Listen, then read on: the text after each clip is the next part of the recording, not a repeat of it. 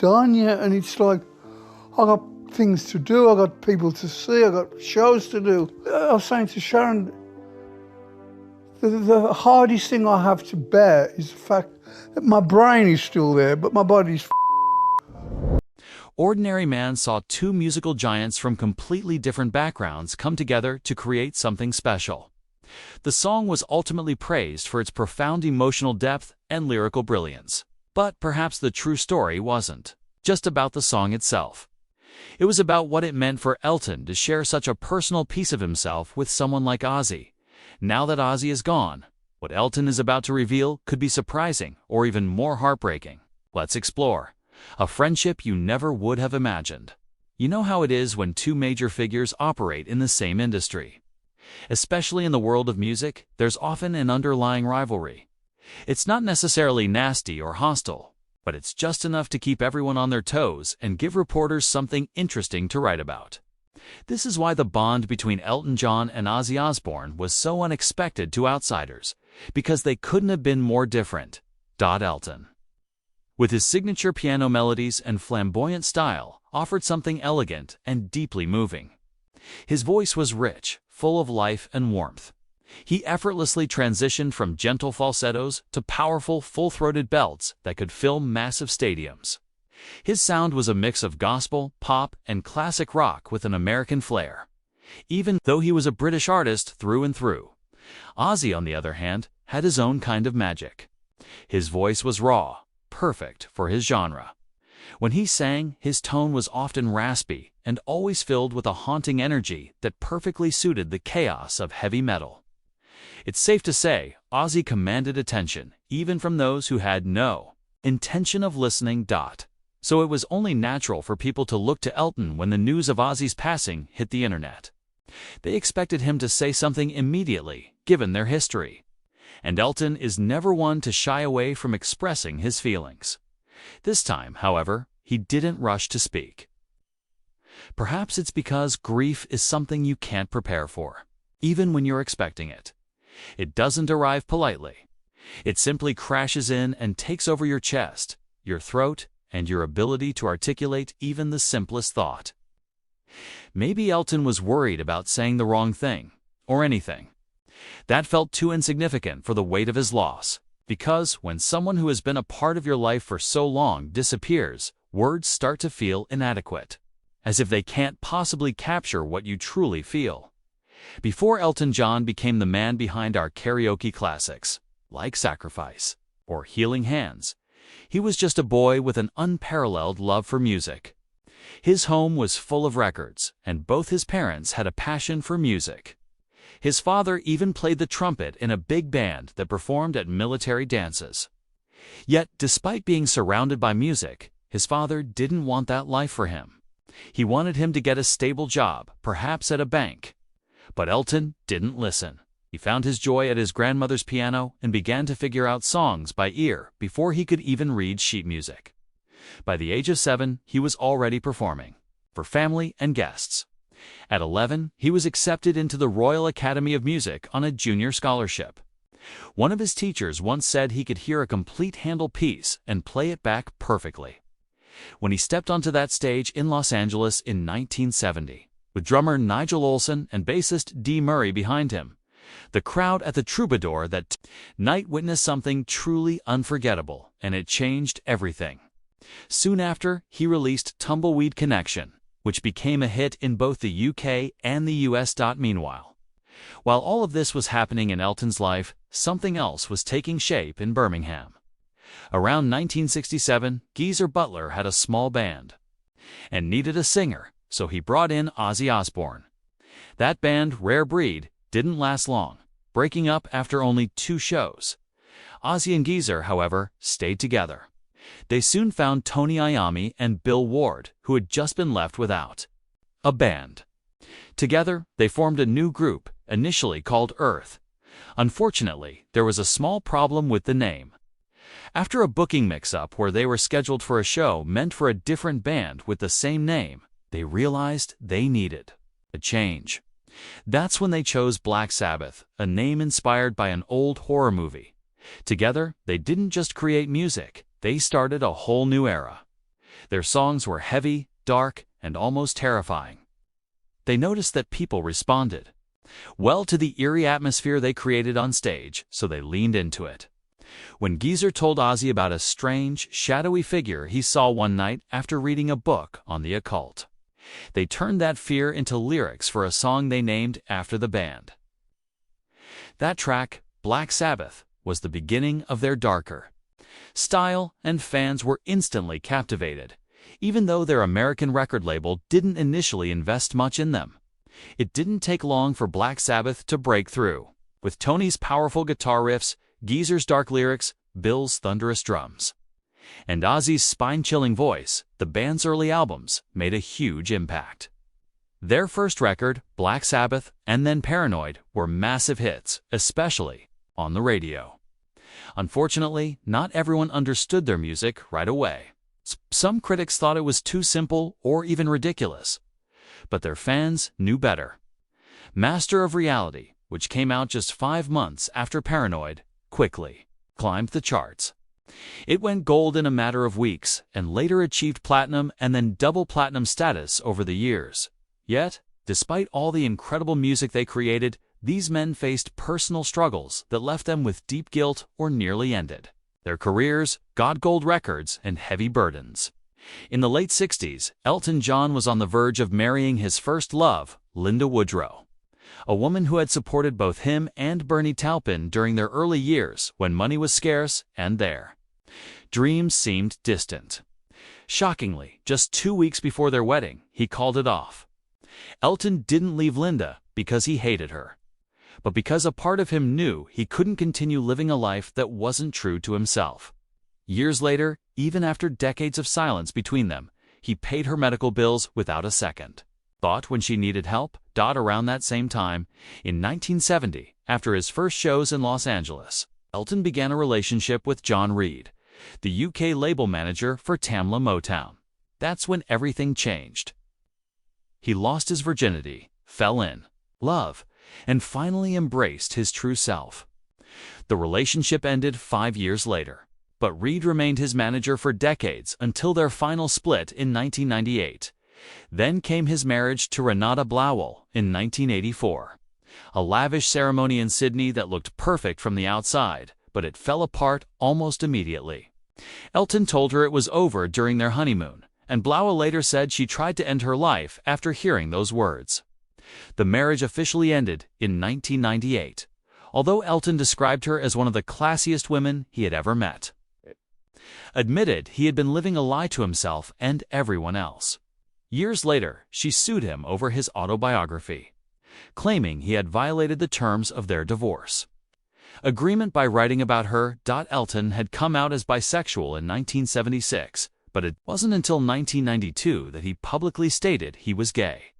He had long fought against the kind of hatred and ignorance he had experienced from society and the press, even winning a lawsuit against a tabloid for falsely accusing him of hiring rent boys.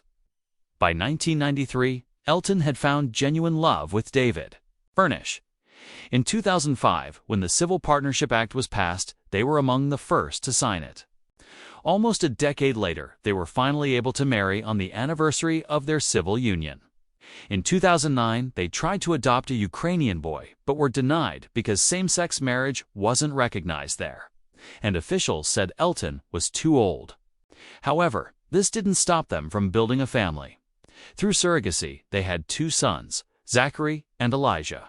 Over time, Elton also became a godfather to 10 children, including those of celebrities like Sean Lennon and the BECKHAMs. Elton John wasn't known for hiding his opinions. He once criticized religion for fueling hatred against people like him, saying he admired Jesus' teachings but didn't see compassion in how organized religion treated the LGBTQ community. Meanwhile, across the ocean, Ozzy Osbourne was living a life on the edge. In 1981, he ended up in Germany for a meeting with CBS Europe.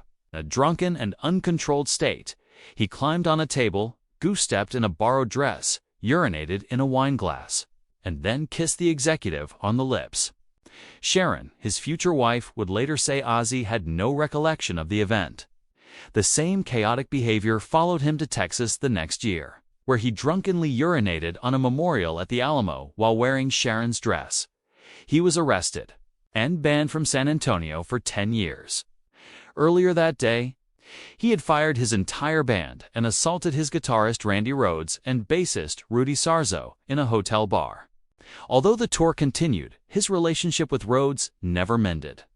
And just a month later, he learned that Rhoads had been killed in a plane crash. Ozzy's downward spiral continued. In 1984, he was arrested again, this time in Memphis, for public intoxication. Yet this wasn't the worst of his actions while under the influence. In 1989, after returning from a music festival in Moscow, he was so high that he tried to strangle Sharon. Following this murderous attempt, he was arrested, sent to rehab for 6 months, and somehow she stayed with him. Throughout the 2000s, Ozzy's body began to fail him. He later said he was almost ruined by a doctor in Beverly Hills who prescribed him 13,000 doses of 32 different substances in just 1 year. That doctor was cleared after an investigation, but Ozzy was left to pick up the pieces. He tried to stay clean and sober and managed it for a while. However, in 2013, he admitted he had relapsed for over a year because he was in a very dark place and apologized to everyone he had hurt, especially Sharon. Scientists once studied his entire genome just to understand how he had survived all those years of abuse. The fact that he was still standing made sense in only the strangest of ways. Two men, both legends in their own right, endured their own fires. One sought authenticity through music and the pain of pretense. The other nearly lost everything to the chaos he couldn't control. And somehow, they both kept singing and even created magic together, crafting a legendary piece. 1829 to 1835. Getting Elton John on a song might seem like a long shot. But when you're Ozzy Osbourne, or more importantly, married to Sharon Rachel Osbourne, you just have to make the call. Sharon had been close friends with Elton for years. When Ozzy first heard the track Ordinary Man, it immediately reminded him of something Elton would write. The structure, the melodic movement, and the underlying emotion all pointed to him. So he simply asked Sharon to reach out. And just like that, things started to fall into place. Elton was in Atlanta when Andrew Watt, the producer, flew out to record with him. Before anything else, Elton asked for a chord chart. Watt quickly scribbled one out and placed it in front of him. Elton sat down at the piano, read through it slowly, and then began to play. He worked through it piece by piece until the rhythm felt natural. Right there, he recorded full takes. It didn't take long. According to records, it was less than an hour, and he had recorded the entire piano section. However, something unexpected happened. While they were listening to the magic they had just created, Elton started singing along with Ozzy's voice, and Watt immediately noticed. He wasted no time in asking Elton if he would consider singing on the track, to which Elton didn't hesitate. He simply stepped in and sang the second verse. Once he did, those lyrics, which already carried significant weight, took on a new kind of meaning with Elton's voice layered in. The whole moment felt like one of those spontaneous, unforgettable memories. Watt later said it never even felt like work. Ozzy had opened so many doors for him, given him opportunities and trust, and, most importantly, pushed him to just go for it. What they created together felt more like a dream than a job. Even Chad Smith, who played drums on the album, remembers how amazing the entire process felt. Ozzy kept talking about the Beatles during the sessions, which initially caught Chad off guard. After all, this was the man known as the Prince of Darkness. Yet here he was, obsessed with mid-tempo melodies and classic harmonies. That Beatles-inspired mood helped shape the sound of Ordinary Man, starting with a small piano idea from Watt, which they turned into something much bigger. Elton's part hadn't even been in the original plan, but as they listened to the song more, it just made sense. It had a piano, and who better to fill that space than the Rocket Man? When the song was released on January 10, 2020, it became the third single and title track from the album Ordinary Man, and it quickly grabbed attention. The album as a whole received strong reviews, with many calling it Ozzy's best work in years. Some compared it to his early solo albums or even to Black Sabbath. On the other side of these glowing reviews were critics who noted the heavy guitars, darker lyrics, and ballads that went deeper than his usual work. For them, some tracks didn't hit as hard, but the core of the album resonated. And if you're wondering what they thought of Elton's contribution, it didn't go unnoticed either. People talked about his powerful piano playing and how his voice, now deeper than in his younger days, brought a new element to the song. Duff McKagan and Chad Smith also played on the album, but Ordinary Man stood out significantly. The track even gave Elton his first entry on Billboard's mainstream rock chart in 27 years, since he last appeared with Eric Clapton in 1992. That gap broke a long-standing record, only to be surpassed later by Jeff Beck on another Ozzy track. But that's another story. The music video added another layer of emotion, showing Ozzy alone in a theater watching old footage of his life. But there's more to this story than meets the eye. How did they become so close? What else happened behind the scenes of their collaboration? The truth about Elton and Ozzy Osbourne. Long before the world heard that song with Elton John, Ozzy Osbourne had been going through what could be described as a terrible period in his life. For years, he continued to show up for work, making music and remaining the Ozzy Osbourne everyone knew. Unfortunately, his health was steadily declining. It wasn't obvious at first, but the signs were there if you looked closely. His body was getting weaker, and even though he kept pushing himself like the rock star he had always been, it was clear that things were no longer the same. Ozzy, along with his wife Sharon and their children, Jack and Kelly, sat down with Robin Roberts on Good Morning America to finally speak about everything that had been happening. It had been one of the hardest years of his life. Ozzy, who was 71 at the time, explained that everything began right after he performed on New Year's Eve at the Forum. Not long after that, he had a nasty fall in his Los Angeles home. It wasn't just a minor injury. He had to undergo surgery on his neck, and that affected his nerves in ways that changed everything. Sharon, sitting beside him, added more details.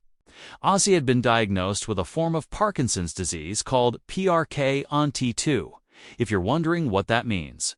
It's a nervous system condition that disrupts how the body moves. She added that this wasn't the end. It wasn't a death sentence at all. The days were sometimes unpredictable. Some were fine, some were even good. Then, out of nowhere, came those awful days where nothing felt right. And Ozzy, being who he was, couldn't bear to hide it anymore. He admitted he was tired of making excuses and pretending everything was okay. He just wanted people to know the truth.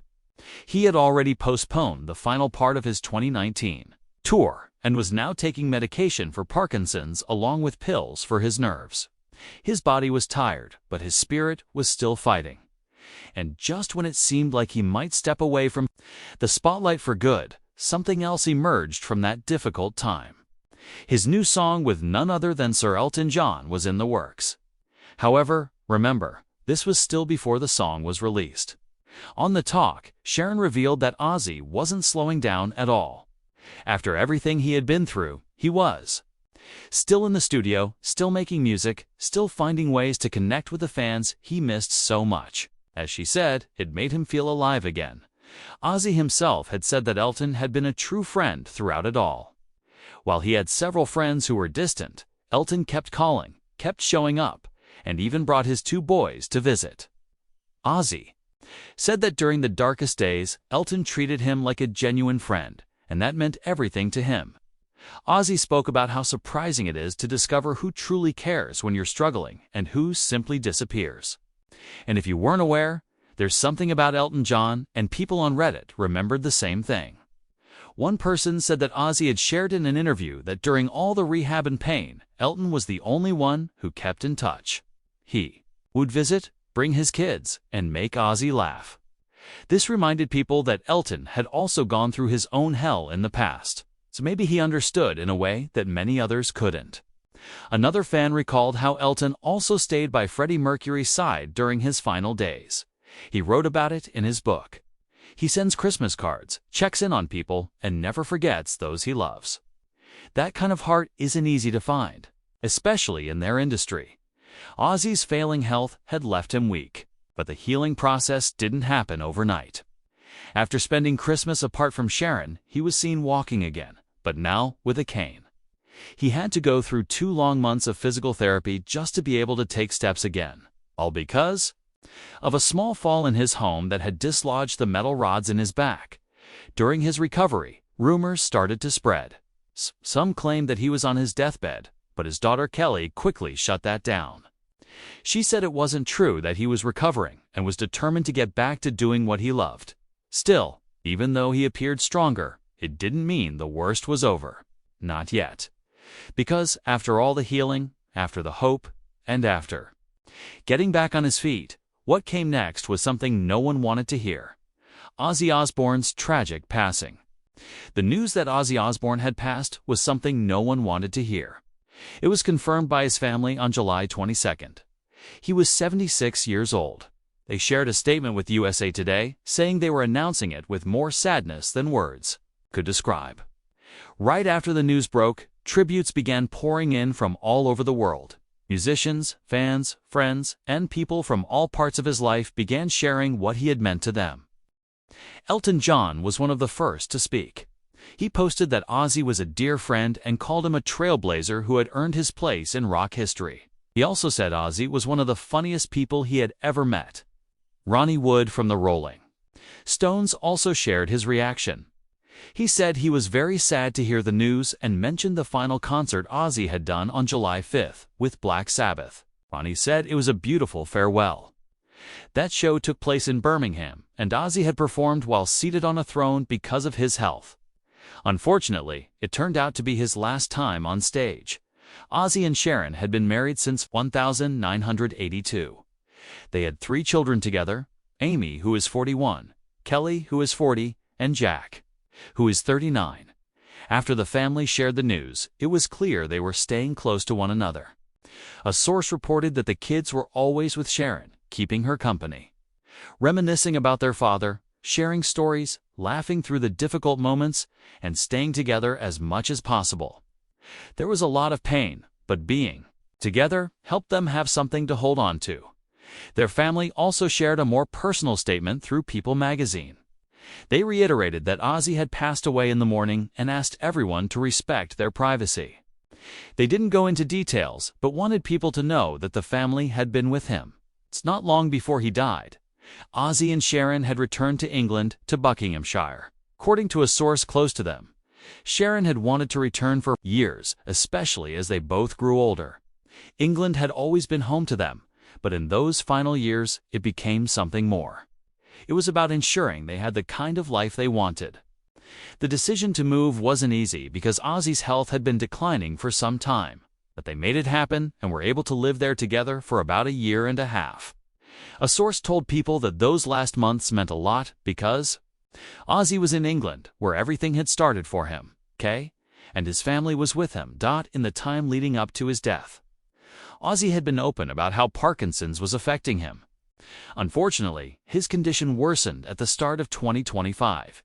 Even though he still wanted to tour, his body couldn't handle it anymore. He had to cancel his European shows and released a statement saying how difficult that decision was. He explained that his voice was still working fine, but physically he couldn't do it anymore. That's why that final Black Sabbath concert on July 5th was such a big deal.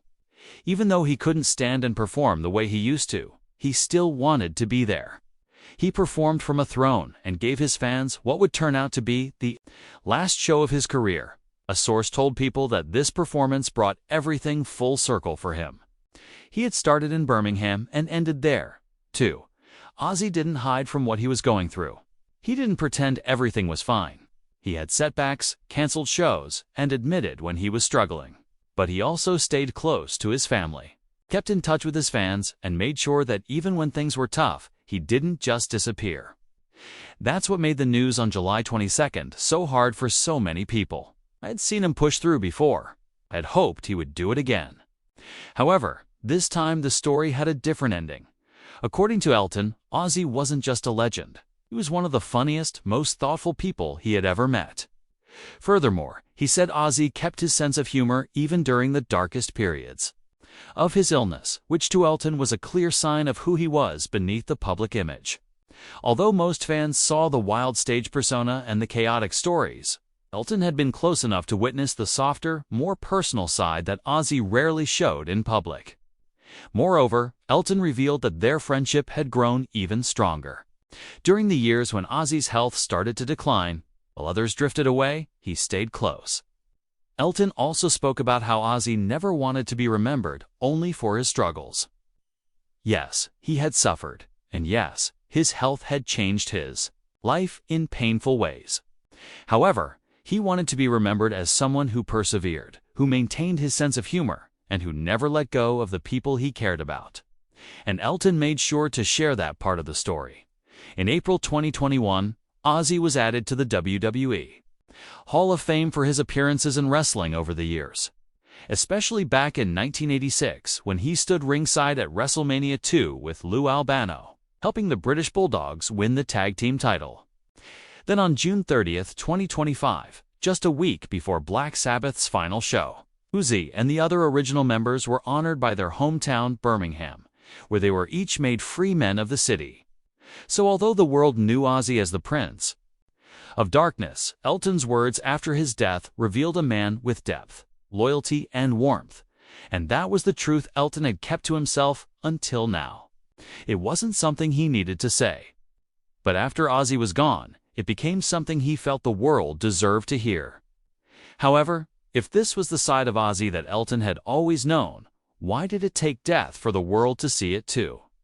Finally, share your thoughts in the comments. If you enjoyed this video, please like, share, and subscribe to this channel.